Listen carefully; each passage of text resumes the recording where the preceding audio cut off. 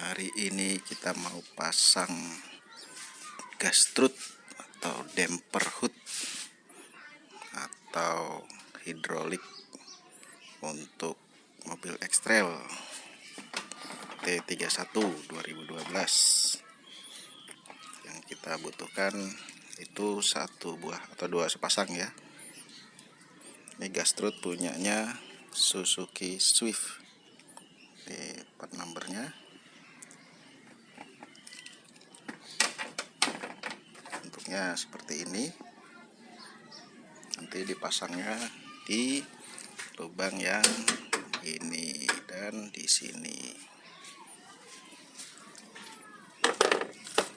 Kita juga harus siapin bracket untuk atas. Ini dari plat stainless, siku stainless 30 mili. Lubangnya M8. Ini jarak antar lubang 7 cm.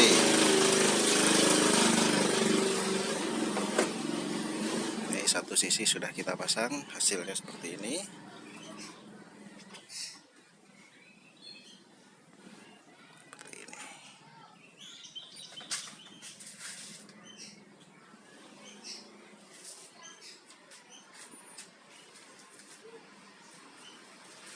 Oke, kita pasang dulu satunya karena nggak ada yang megangin HP. Kita nanti hasilnya aja.